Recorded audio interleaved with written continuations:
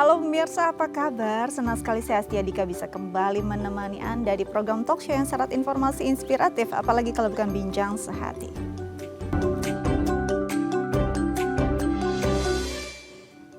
Iya, pemirsa, bincang sehati, rasa sulit menelan, ada rasa bengkak dan juga tertahan, ini biasanya disebut dengan radang amandel ya.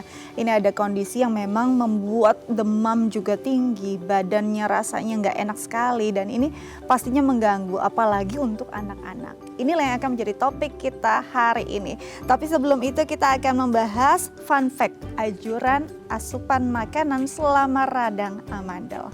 Oke, yang pertama adalah berkumur dengan air garam. Nah, berkumur dengan air garam memang dipercaya bisa membantu untuk meredakan beberapa kondisi yang disebabkan oleh infeksi seperti sakit gigi juga, lalu ada rasa mungkin sulit menelan, sariawan, karena dipercaya garam bisa membantu membunuh bakteri. Tapi benar atau enggak nanti kita akan bahas ya bersama pakarnya.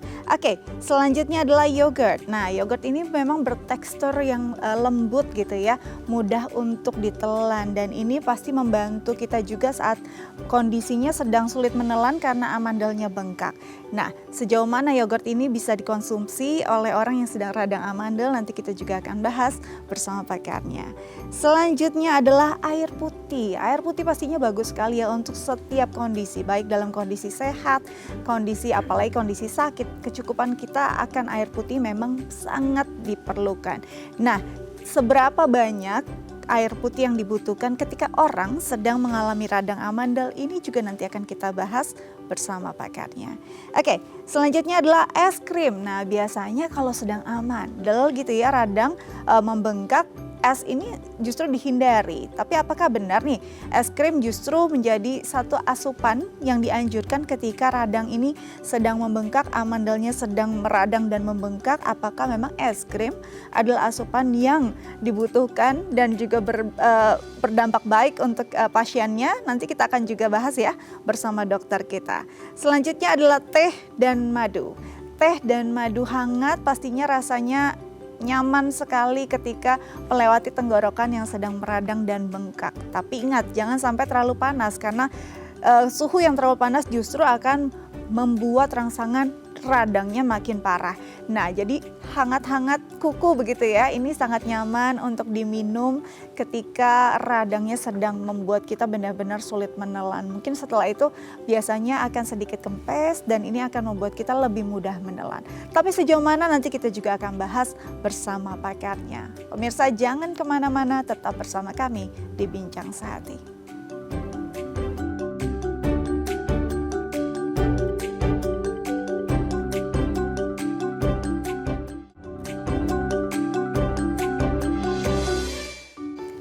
Ya, pemirsa kembali lagi bersama kami di Bincang Sehati. Di segmen sebelumnya saya sudah membahas sedikit ya tentang beberapa asupan makanan yang dianjurkan katanya saat radang amandel. Dan kali ini kita akan konfirmasi langsung bersama pakarnya. Sudah hadir bersama saya di studio Dr. Lia Natalia, SPTH TKL, spesialis telinga hidung tenggorokan bedah kepala dan leher dari Seci Hospital. Langsung kita sapa. Halo Dr. Lia, apa kabar? Halo Mbak Dika.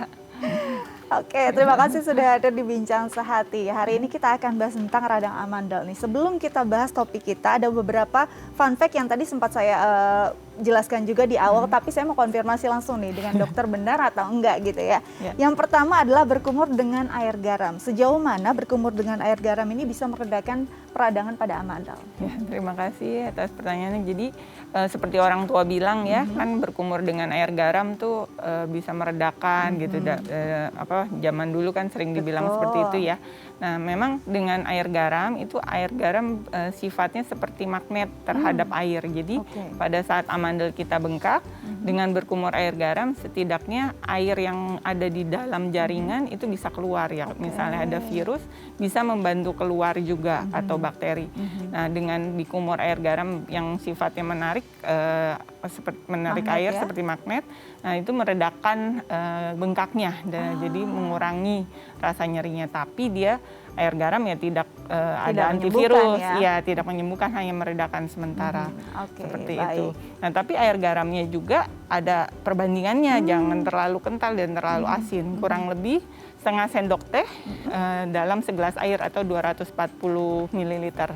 Oke, Kurang jadi lebih jangan gitu. asal juga nanti terlalu Iya, asin malah jadi seret kering. gitu ya dok. Iya, jadi kering, jadi dehidrasi. Benar, ntar. benar. Oke, jadi memang bisa nih digunakan untuk mungkin secara sederhana sebelum datang ke dokter gitu ya. Iya. Mungkin anaknya lagi bengkak-bengkaknya diberikan dulu air kumur garam tadi, Betul. baru nanti akan mendapatkan obat yang tepat dari dokternya. Oke, Ya. selanjutnya adalah yogurt. Sejauh mana yogurt ini bisa membantu juga saat radang amandel? Ya, yogurt itu sebenarnya ada dilihat ada sifat yang menaikkan imunitas tubuh. Jadi dengan dia diberikan yogurt ya imunitasnya meningkat, ya setidaknya imunitas kita meningkat juga bisa melawan bakteri atau Ya. virus yang masuk. Gitu. Jadi membantu melawan virus atau bakteri yang masuk. Jadi tenggoroknya ya lebih nyaman lah ya. Karena biasanya kalau sedang amandel kan susah makan ya dok Ya, ya. betul. Dengan tekstur yang lembut akan memudahkan seseorang makan juga. Jadi punya Ya. nutrisi juga nih. Jadi yogurt bisa juga diberikan untuk pasien yang sedang Ya, radang karena amandel efeknya ya. antibakteri, bukan antibakteri ya, meningkatkan daya Imun imunitas tubuh. tadi ya. Tapi juga nggak boleh yang terlalu manis. Nah, karena gulanya juga Iya, bikin nggak enak ya yogurtnya. di tenggorokan Iya, ya dok betul. ya. Itu juga catatannya. Kalau bisa yang plain mungkin ya. Ya, Oke, plain. selanjutnya adalah air putih. Nah ini memang dewanya ya kalau kita lagi sakit ya dok ya. Apalagi lagi kondisinya nggak enak banget di tenggorokan, air putih kayaknya itu doang yang bisa masuk gitu ya. Nah kalau amandel sendiri saat sedang meradang, apakah perlu asupan air putih lebih daripada biasanya? Ya, sebenarnya pada saat amandel kan atau radang amandel ya itu nggak nyaman tenggorok kita kering. Jadi dengan diberikan air mengurangi dehidrasi, menjaga kelembapan di dalamnya, ya ada efek mengurangi nyerinya atau rasa tidak nyaman. Jadi dengan dehidrasi yang baik, rehidrasi yang baik, kayak minum air putih kurang lebih 2 liter sehari, itu membantu untuk ya. meredakan nyerinya. Karena pastinya kering tenggorokannya, Ya, betul. rasanya seperti banyak duri juga ya, nggak enak ya. Tajam. Nah itu dia yang selanjutnya adalah es krim. Nah ini biasanya kan jarang ya minum es di saat radang amandel justru. Nah sebenarnya es krim boleh dikonsumsi saat amandel kah? Sebenarnya sih kalau untuk perawatan ya kalau orang dengan radang amandel berulang ya sebenarnya hindari makanan yang iritatif seperti es krim. Kalau terlalu dingin juga kan memang iritatif sifatnya, malah memicu terjadinya radang. Tapi pada saat lagi bengkak-bengkaknya dengan adanya es krim atau dingin itu mengurangi pembengkakan maksudnya. Jadi bisa mengurangi bengkak sementara saja. Sementara tapi ya mengurangi bengkak dan akhirnya efeknya ya mengurangi nyerinya gitu. Jadi bukan berarti langsung makan es krim banyak-banyak ya dok nggak ya. Jadi menyembuhkan. memang saat bengkak-bengkaknya bisa diberikan paling tidak untuk meredakan sementara, sebentar aja ya. Oke, yang terakhir adalah teh dan madu. Teh dan madu hangat nih rasanya memang enak banget ya saat dikonsumsi ketika radang amandel kita sedang kambuh gitu dok. Nah sejauh mana ini juga memang bisa membantu? Kalau untuk teh ini sebenarnya diteliti ya ada efek untuk anti radang, jadi mengurangi bengkak gitu, membuat rasanya juga lebih enak, lebih nyaman gitu. Tapi kalau untuk madu sendiri ya madu yang benar ya, tapi kan dijual di pasaran juga banyak. Iya, hati-hati gula itu media yang baik untuk kuman, jadi bertumbuh. Iya betul. Nah dengan adanya madu ada efek madu benar kan memang ada efek antimikrobanya, jadi ya membantu mengurangi bakteri yang sudah ada yang lagi sedang menyerang, jadi efeknya juga lebih baik gitu. Baik, jadi teh bisa menenangkan, ada antibakterinya juga. Madu juga asalkan madu yang benar-benar madu asli, jangan sampai justru kandungan gulanya banyak. Jadi bukan madu tapi sirup berasa madu gitu ya. Ini justru membantu bakterinya berkembang biak makin beranak pinak. Oke, nanti kita akan lanjut ya dok ya dengan tema kita hari ini, tapi kita harus jeda terlebih dahulu. Pemirsa jangan kemana-mana, tetap bersama kami di Bincang Sehati.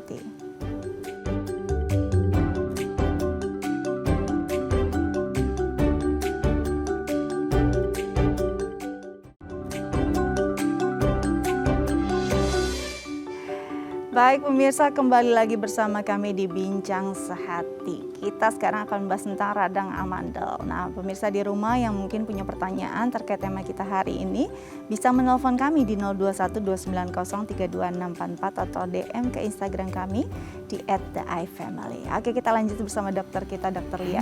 Dok, kalau bicara tentang amandel sendiri ya, sebelum menjadi radang, sebenarnya amandel ini bagian apa sih dari tubuh dan apa fungsinya? Ya, amandel itu atau kalau bahasa kedokterannya tonsil ya. Tapi mungkin yang dibahas di sini namanya tonsilla palatina. Jadi tonsil sebenarnya ada banyak di rongga mulut. Cuma yang terkenal itu tonsil, bahasa kedokterannya tonsilla palatina. Itu merupakan suatu organ kecil berbentuk oval yang adanya di kanan kiri tenggorok kita di belakang lidah. Nah itu fungsinya apa sih? Fungsinya jadi pada saat kita bernafas, pada saat kita makan itu sebagai penyaring atau imunitas lokal atau daya tahan tubuh lokal terhadap virus atau bakteri yang masuk. Jadi sebelum masuk ke paru dan paru-paru kita saring dulu di rongga mulut situ. Sebenarnya di belakang hidung pun ada yang namanya tonsil faringeal. Nah itu juga untuk pada saat kita bernafas dia menyaring juga di bagian belakang hidung. Gitu. Banyak sebenarnya tonsil, cuma yang terkenal tuh namanya tonsilla palatina atau ini masyarakat awam ya menyebutnya dengan amandel.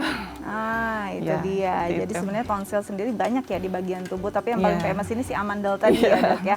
Nah, kenapa kalau memang dia sesuai fungsinya kan memang sebagai filter lah gerbang pertama gitu ya. Betul. Memang banyak akan ada bakteri mungkin yang ada di sana. Kenapa akhirnya dia bisa meradang? Walaupun sebenarnya fungsinya memang di sana. Ya, dia bisa meradang karena tentunya ada infeksi, ada yang masuk, misalnya bisa dari pertama kan radang nggak hanya infeksi virus atau bakteri. Itu jelas dengan adanya infeksi virus dan bakteri, ya dia akan melawan sehingga ada reaksi, lalu ada reaksi akhirnya terjadi peradangan. Nah, selain itu juga radang kan nggak hanya tadi ya dari infeksi, bisa juga dari makanan. Makanan yang iritatif pun bisa membuat peradangan. Misalnya kita habis makan pedas ya, pedas sekali itu juga bisa membuat radang. Ya. Baik, Gitu. jadi bukan cuma karena memang banyak bakteri atau apa gitu ya, tapi memang dengan makanan-makanan yang iritatif bisa memicu juga nih peradangan yang terlalu panas, terlalu pedas, semua yang terlalu memang bakal iritatif gitu ya, Dok ya. Nah, biasanya nih kan anak-anak nih yang paling sering gitu ya. Di usia berapa sih biasanya anak-anak mulai sering dikeluhkan amandelnya bengkak? Saat mereka sudah makan makanan yang dari luar kah atau seperti apa? Ya, memang resiko yang terjadi pada amandel itu pada usia anak-anak, kurang lebih usia 5 sampai 15 tahun. Itu resiko tinggi karena kan mereka juga sedang sekolah, terus juga mungkin apalagi anak-anak yang di daycare misalnya yang dititipkan, nah itu nggak terkontrol dengan baik ya, faktor lingkungan juga kadang nggak diajarkan dengan makan langsung, tangan tidak cuci tangan misalnya seperti itu, memang jadi faktor resiko untuk anak-anak usia kurang lebih 5-15 tahun lebih mudah terkena radang amandel atau tonsilitis. Tapi ya nggak menutup kemungkinan dewasa dan lansia juga bisa terkena. Cuma memang lebih banyak resiko tingginya ya umur 5-15 tahun. Oke. Gitu. Nah, biasanya apa sih gejala ketika amandel itu meradang? Selain pastinya rasanya nggak enak ya di tenggorokan. Ya banyak. Pertama ya satu sakit ya, nyeri menelan ya otomatis jadi sulit untuk menelan juga, makan juga jadi terganggu, ganjal gitu ya. Terus kedua bisa demam ya, karena asupannya juga kurang, tentunya akan jadi lemah gitu, lemas. Terus karena demam tadi juga bisa jadi sakit kepala. Nah bahkan kalau lagi bengkaknya besar bisa mengganggu jalan nafas. Dan tidur ngorok, terus udah gitu nafasnya sesak bisa. Kalau yang sudah parah ya, yang nanti ada gradingnya, yang kalau grade-nya sudah besar nutup bisa seperti itu. Lalu kalau ke bawah infeksinya bisa bikin batuk, suara serak, ke atas bikin pilek, bahkan bisa infeksi ke telinga juga, karena kan nyambung ya THT gitu, ke telinga, bahkan ke kelenjar getah bening di sini membengkak. Ya, itu semua dari radang amandel. Bahkan juga kalau misalnya sudah reda pun dia akan membuat bau mulut karena banyak sisa makanan yang menempel di amandel situ. Oke, nah dok kalau bicara tentang radang amandel sama radang tenggorokan nih, kadang-kadang kita karena tempatnya sama suka bingung juga ya rasanya sama-sama sakit gitu. Ada nggak yang membedakan benar-benar signifikan perbedaannya ini radangnya amandel, ini radangnya tenggorokan? Ya, memang ya seperti yang disebutkan ya radang amandel atau tonsilitis ya tentunya peradangan di area tonsil gitu. Kalau radang tenggorok ya tentunya peradangan atau adanya ini di faring, istilah kedokterannya faringitis istilahnya. Nah kalau misalnya faringitis biasanya bisa berdiri sendiri tanpa disertai radang amandelnya kanan kiri itu yang amandel kita. Tapi kalau radang amandel atau tonsilitis itu biasanya disertai juga dengan faringitisnya atau radang tenggorok karena radang amandel pasti mengiritasi sekitarnya ya, jadi tentunya jadi radang tenggorok juga. Tapi kalau faringitis atau radang tenggorok belum tentu disertai dengan radang amandel. Ada perbedaan rasanya nggak sih dok? Rasanya tetap sama. Sama ya? Iya, memang harus sama-sama diperiksa ya? sakit. Nah, atau di endoskopi di area itu ya dok betul. ya? Dengan pemeriksaan fisik kita bisa lihat amandelnya membesar rendah atau hanya area faringnya saja yang merah gitu ya. Iya, betul. Baik. Nah dok selain pemicu dari luar gitu ya, apakah kalau misalkan kadang-kadang radang tenggorokan bisa juga disebabkan oleh lambung gitu kan ya, asam lambung. Apakah amandel juga bisa dipicu oleh itu?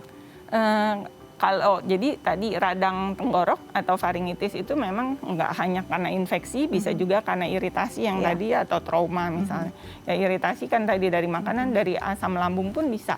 Jadi mengiritasi ya asam lambung kan HCl atau asam kuat kasarnya nih seperti air keras ya.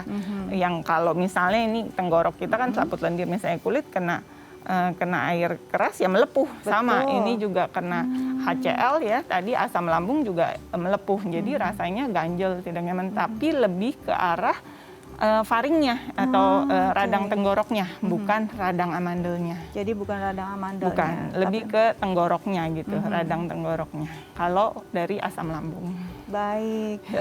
Baik, kalau kita bicara tadi dokter juga bilang bahwa memang ini sakitnya nggak cuma di tenggorokan nih, bisa kemana-mana, bahkan bisa ke telinga, ke kelenjar getah bening juga, bahkan bisa menyebabkan demam. Nanti kita coba ulas lagi ya dok ya, tapi kita harus jeda terlebih dahulu. Pemirsa jangan kemana-mana, tetap bersama kami di Bincang Sehati.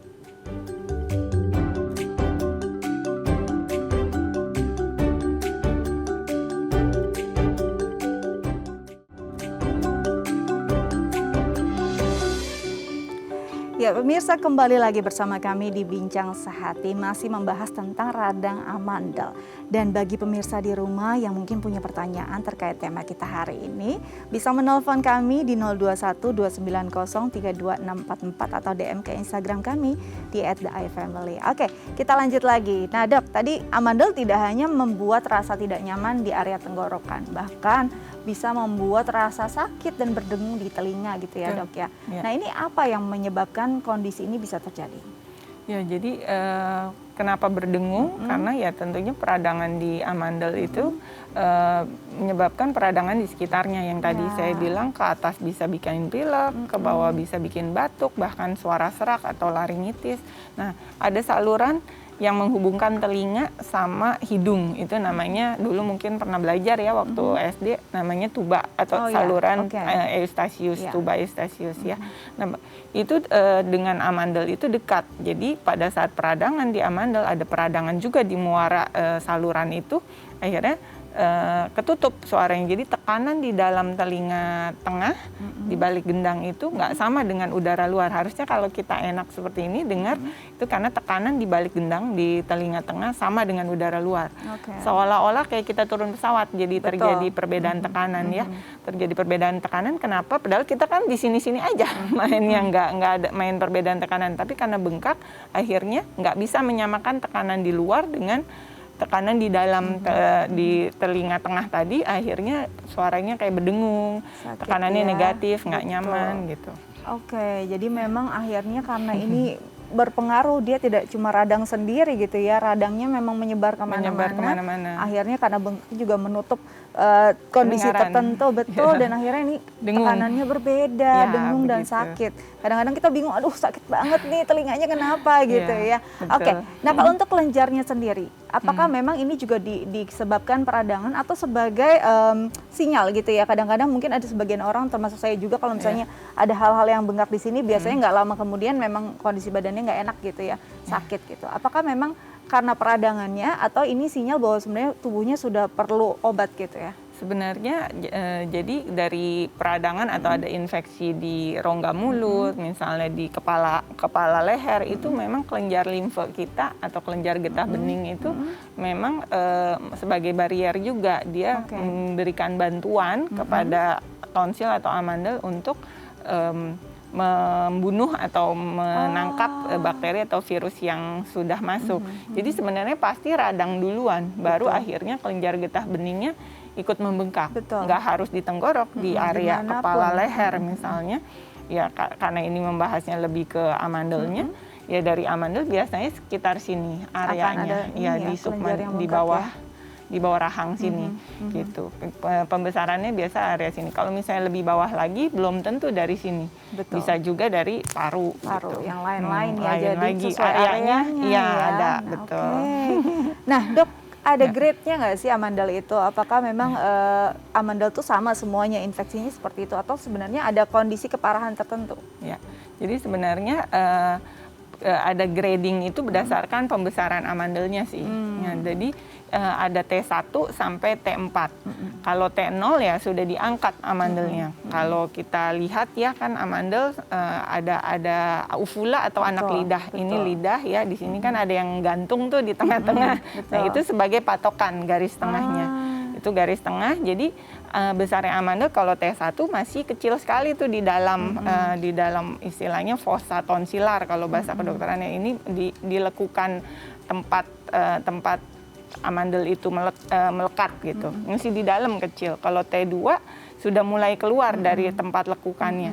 Kalau T3 ya antara garis tengah itu udah mulai mendekati. Menutup ya? Ya, belum menutup, udah mendekati garis tengah. Kalau T4 baru tuh dia sudah nempel, kissing tonsil istilahnya.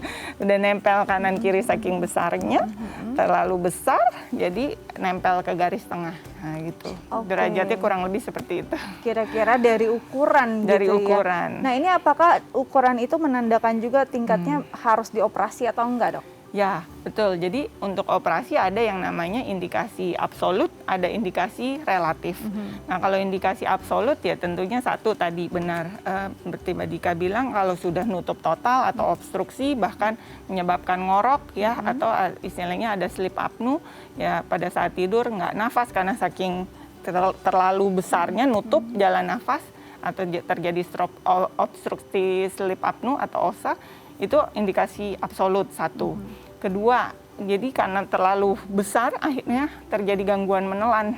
Itu juga anak-anak terutama ya makannya jadi sulit gitu. Nah, itu juga indikasi absolut.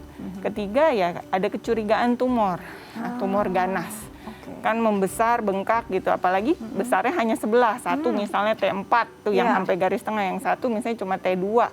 Perbedaannya signifikan. Baiknya cepat diangkat sebelum dan terus nanti di PA hasilnya di biopsi istilahnya. Ke patologi juga ya? Iya betul, patologi anatomi kita lihat jinak atau ganas secepatnya diangkat. Terus satu lagi ada perdarahan. Saya ada perdarahan aktif di amandel, mungkin di congkel, kadang ada putih-putihnya kan tuh, itu namanya tonsil stone atau tonsilolit. Putih-putihnya kadang suka congkel-congkel tuh, berdarah. Itu juga indikasi absolut untuk diangkat. Gitu.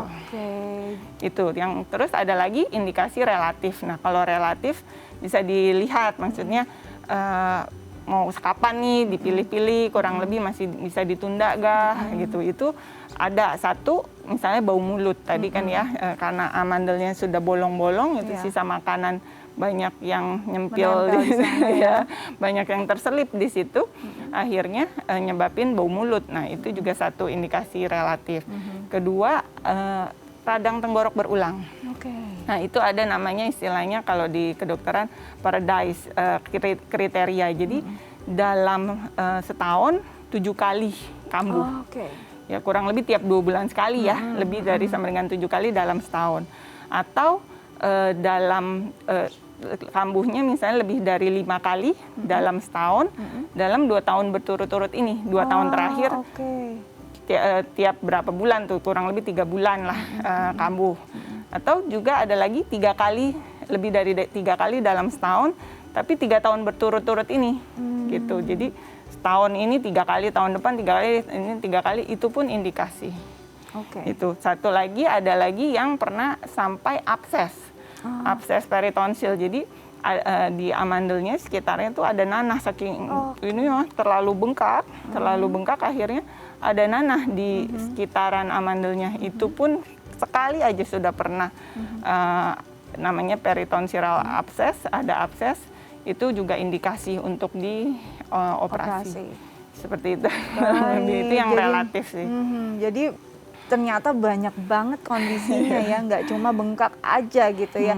Bahkan ada tingkat keparahan tertentu yang memang sudah sebaiknya indikasinya dioperasi. Nah, banyak yang takut juga nih dok, ketika kan ada fungsinya. Nanti kalau misalnya diangkat gimana dong? Penyaringannya gimana gitu? Ya, memang sering banyak yang bertanya nih, dokter kalau nanti dioperasi diangkat daya tahan tubuh saya bagaimana? Seperti itu ya, atau daya tahan tubuh anak saya bagaimana? Pertanyaan sering seperti itu, apalagi orang tua. Nah, jadi amandel memang sebagai daya tahan tubuh awal yang normal. Tadi kita sudah bahas ya di depan untuk nangkep virus, imunitas lokal. Tapi kalau udah besar, apalagi bolong-bolong, ada kripta istilahnya, ada lekukan-lekukan, itu tandanya sudah radang berulang dan sudah kalah kasarnya amandelnya dengan infeksi bakteri atau virus sebelumnya. Bahkan jadi sarang kuman atau sumber infeksi amandel kita itu. Akhirnya menyebabkan dia radang terus. Misalnya nih lagi COVID seperti ini, misalnya dia cuma WFH di rumah saja, nggak ketemu orang, tapi begadang, banyak kerjaan, misalnya makan makanan ya pokoknya semua pesan online. Akhirnya radang sendiri, padahal nggak ketemu orang. Nah itu karena dia sudah punya sumber infeksi di sini. Jadi amandelnya itu udah jadi sarang kuman. Nah nggak perlu ketularan dari orang, dari makanan sendiri dia jadi sumber infeksi, bikin radang lagi. Nah dengan ini diangkat amandel yang seperti itu, malah resiko untuk radang berulangnya jauh lebih menurun. Gitu. Dengan amandel yang sekarang ini jadi bukan sebagai daya tahan tubuh lagi, malah jadi sarang kuman. Dengan diangkat tenang aja, nggak akan jadi daya tahan tubuhnya turun. Satu. Kedua, masih banyak tonsil yang lain yang tadi saya sempat sebutkan di awal. Ada tonsil faringeal di belakang hidung, ada tubal tonsil, di lidah pun ada namanya lingual tonsil. Jadi nggak usah takut, masih banyak amandel yang lain. Dan memang semakin dewasa, amandel ini kurang berfungsi, mengecil, menurun, tapi ada yang sampai dewasa pun tetap aja besar karena udah jadi sumber infeksi. Jadi masih banyak daya tahan tubuh lain untuk menangkal ya tadi virus atau bakteri yang masuk gitu. Dengan amandel yang sudah mengganggu ini diangkat, nanti dilihat deh pasien-pasien post operasi malah jauh berkurang nyeri tenggoroknya dibandingkan tiap 2 bulan, 3 bulan kambuh. Minum antibiotik, obat radang, ke dokter lagi, seperti itu. Bolak-balik aja ya dok ya. Jadi nggak usah khawatir daya tahan tubuhnya akan turun, itu enggak. Karena memang sebenarnya sudah tidak berfungsi lagi dengan baik, justru akan memicu radang-radang yang berulang begitu jadi sumber infeksi. Nah itu dia. Baik, ini sepertinya ada DM Instagram dari pertanyaan pemirsa lewat Instagram dari @ranti. Pertanyaannya, dok, saya baru saja melakukan operasi amandel minggu lalu. Sekarang sudah 9 hari pasca operasi. Kapan saya bisa makan normal lagi, dok? Sudah tidak ada keluhan maupun sakit lagi. Baik. 9 hari. Terima kasih atas pertanyaannya. Tadi kan sudah pos operasi hari ke-9.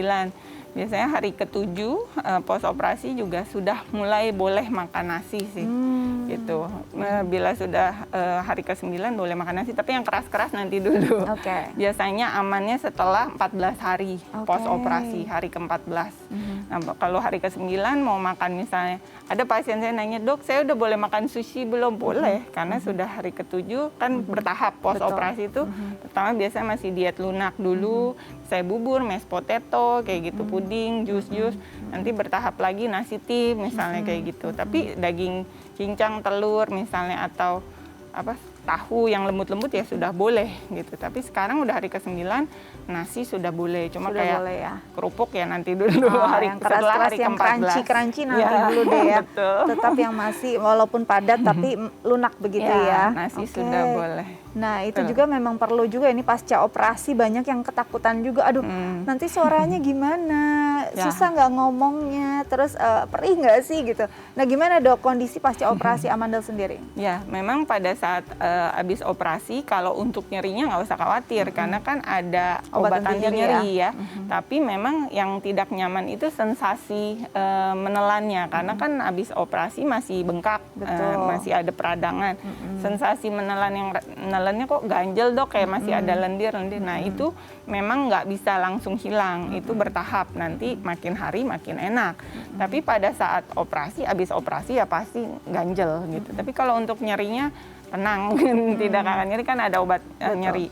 Nah kalau masalah bicara udah ada penelitiannya sih, itu tidak akan merubah kualitas suara gitu, karena kan pita suara di bawah sini, amandelnya di sini gitu, nggak merubah, udah ada penelitiannya, jadi tidak signifikan, tidak merubah suara. Nah memang habis operasi badan sih sebenarnya sudah oke-oke saja ya, baik-baik saja, cuma tinggal atur makannya aja bertahap tadi, lunak dulu, terus udah gitu nasi tim, terus konsistensinya mulai meningkat seiring waktu.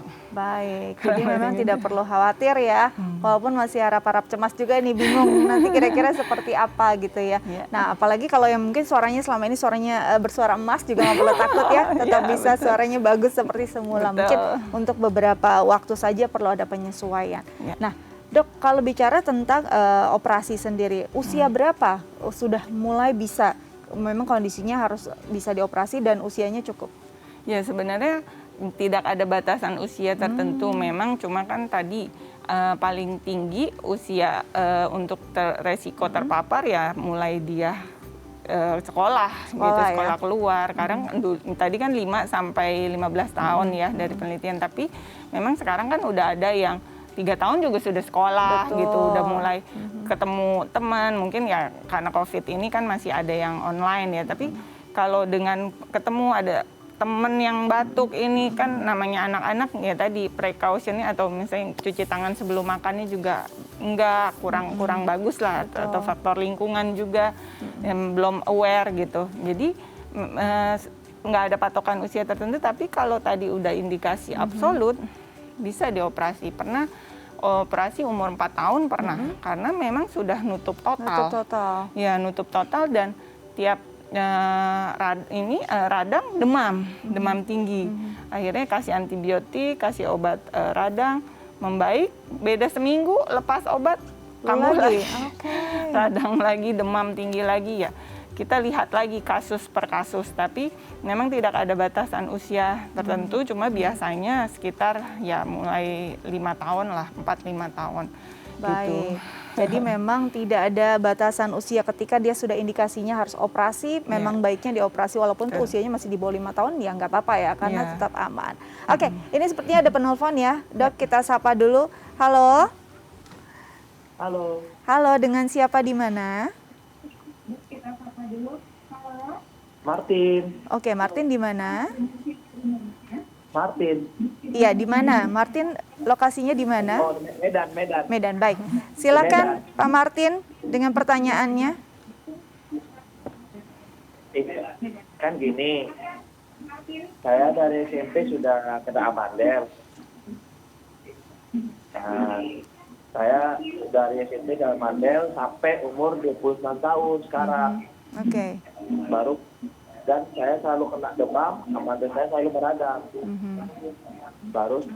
Baru kemarin saya ke dokter THT, ke kontrol kan, ngecek amandel saya. Baru kemarin saya lihat amandel saya sudah besar. Baru saya kata dokter ada sedikit luka-luka gitu di amandelnya. Nah, itu kenapa sih dok? Kenapa ada luka-luka di amandel? Apakah itu bisa diangkat atau ada efek samping enggak? Oke, Baru baik. nanti kan kalau udah diangkat, daya tubuh saya bakal melemah atau gimana? Oke. Baik, Pak Martin. Jadi memang sering berulang dan kalau sedang meradang demam tinggi ya dok ya. Dan ini ada luka-luka. Nah yang dimasuk luka-luka ini apa di amandel dan gimana? Kalau tadi pertanyaannya mungkin sebenarnya sudah dijawab tapi mungkin biar dijelaskan lagi ya. Kalau dioperasi apakah daya tahan tubuhnya akan menurun? Silakan dok. Lihatnya ke sini apa sini? Iya. Oke. Jadi terima kasih Pak Martin di Medan untuk masalah tadi sebenarnya juga udah dibahas seperti Mbak Dika bilang ya. Kalau sudah radang berulang apalagi dari kecil itu akan terus mengganggu sampai dewasa. Tandanya amandelnya sudah indikasi untuk operasi apalagi berulang tadi. Nanti dilihat frekuensinya berapa kali dalam setahun. Mungkin nanti akan di-record sendiri ya Pak Martin. Lalu setelah itu tadi pertanyaannya kalau yang luka-luka itu ya, luka-luka itu apa? Mungkin maksudnya itu putih-putih. Biasanya ada putih-putih, bercak putih di amandelnya itu namanya detritus atau eksudat yang keluar dari infeksi bakteri yang ada di dalam amandel itu. Jadi amandelnya kan memang udah jadi sarang kuman tadi ya, udah jadi sumber infeksi. Nah, mungkin ada luka-luka tuh maksudnya putih-putih itu keluar karena memang lagi aktif lagi sampai demam, nyeri hebat.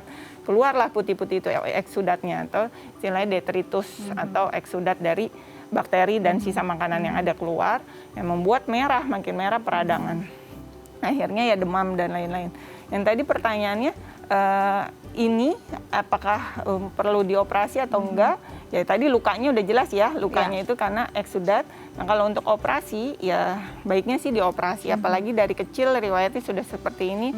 Ini bukan masalah takut daya tahan tubuh turun saja, tapi kualitas hidup kita. Nah kalau misalnya dia masih anak-anak, pasti kan pada saat demam, radang, nggak mau masuk sekolah tuh. Nggak mau masuk sekolah, ketinggalan pelajaran, nilainya turun. Ntar berapa bulan lagi begitu lagi. Nggak masuk lagi sama. Sekarang Pak Martin tadi usia 20-an ya, 20-an sekian ya. Nah itu kan lagi aktif-aktifnya, lagi produktivitasnya tinggi. Nanti kalau radang lagi, akhirnya nggak masuk kerja atau misalnya ya kalau kerja ya maksudnya nggak masuk kerja produktivitas menurun. Akhirnya juga ya outcome-nya juga kan nggak bagus gitu. Seperti itu, apalagi sekarang lagi COVID seperti ini ya, radang, pasti kan radang itu ke bawah tadi bikin batuk, ke atas bikin pilek, batuk dikit, orang udah liatin semuanya.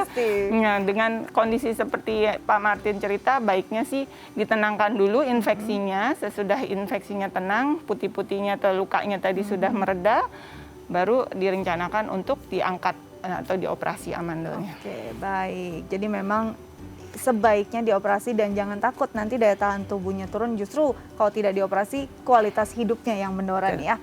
Baik, nanti kita akan lanjut lagi ya dok ya, tapi kita harus jeda terlebih dahulu. Pemirsa jangan kemana-mana, tetap bersama kami di Bincang Sehat ini.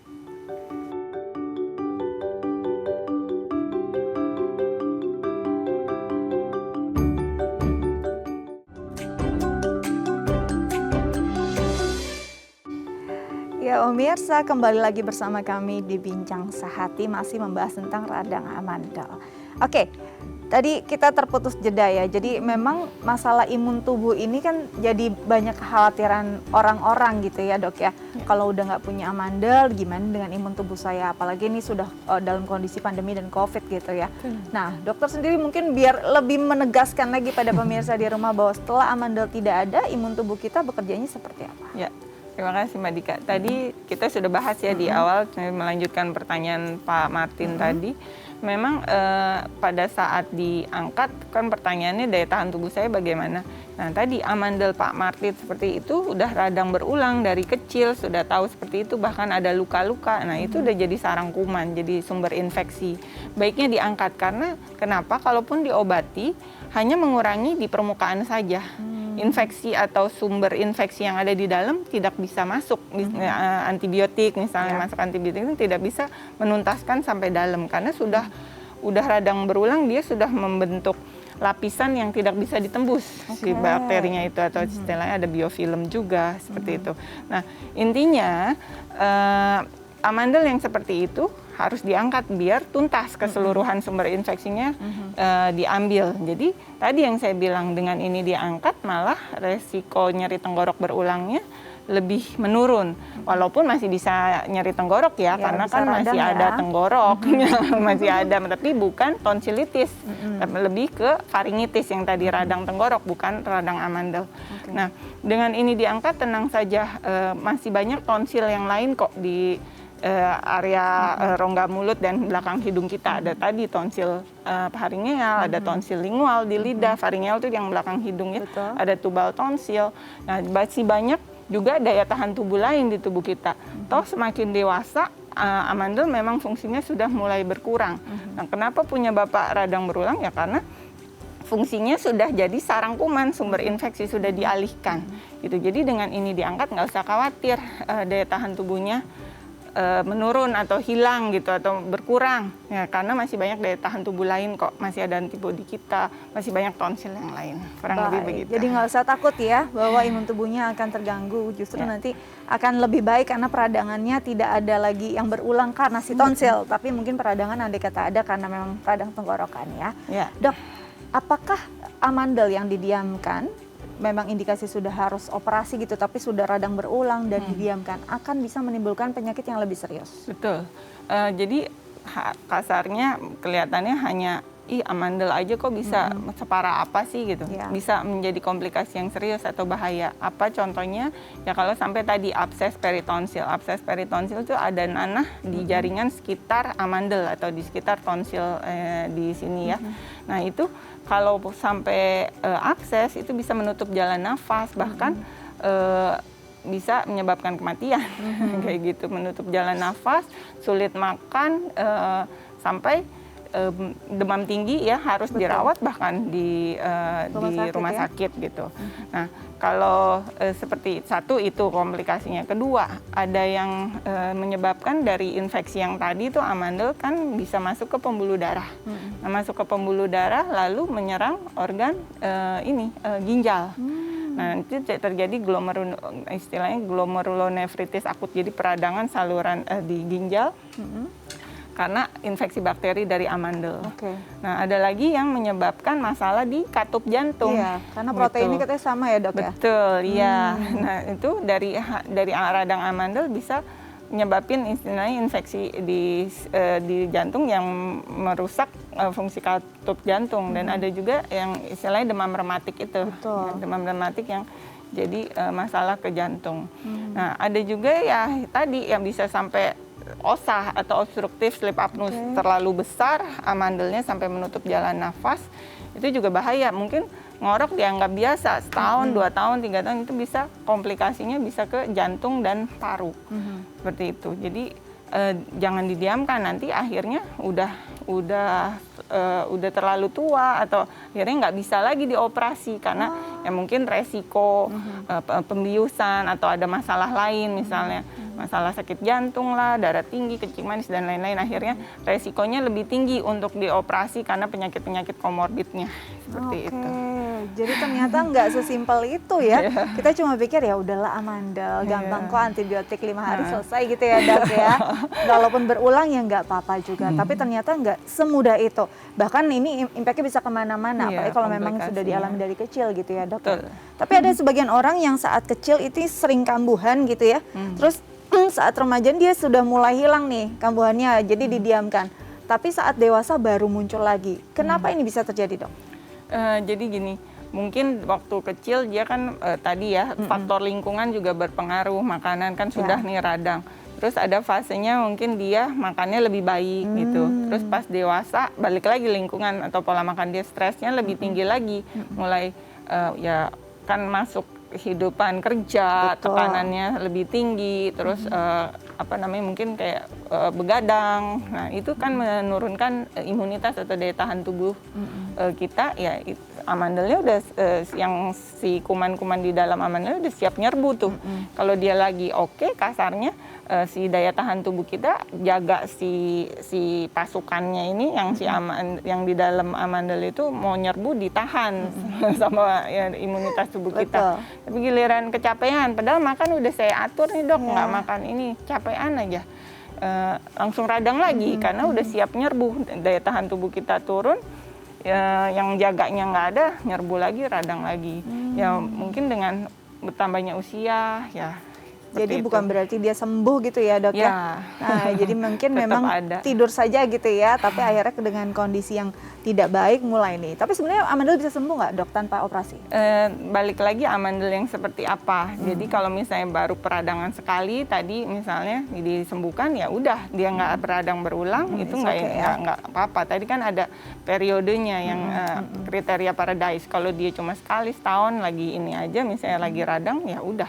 Tapi kalau misalnya berulang tadi dalam 1 tahun tuh 7 kali, lebih dari 7 kali itu udah indikasi relatif indikasi. Terus dalam tadi ya saya ulang lagi, dalam setahun 5 kali, lebih dari 5 kali, tapi 2 tahun berturut-turut nih, itu juga pasti akan mengganggu tuh. Itu udah jelas. Jadi kriteria operasi juga. Lalu satu lagi dalam setahun lebih dari 3 kali kambuh, tapi dalam 3 tahun berturut-turut ini. Nah itu juga indikasi. Kalau cuma sekali, kadang terus diobatin udah, terus nggak kambuh-kambuh lagi ya udah. Nggak apa-apa juga ya. Nggak kriteria untuk operasi. Jadi memang sebenarnya kalau misalnya kondisinya masih sedemikian ringan begitu ya baiknya dihindari hal-hal yang bisa memicu tadi seperti makan makanan yang terlalu asam, pedas, panas gitu, dan memang harus sering cuci tangan juga ya dok ya. Betul. Karena dari tangan ini bisa ada bakteri yang masuk ya dok ya, apalagi anak kecil karena memang kadang-kadang mereka suka lupa main ya.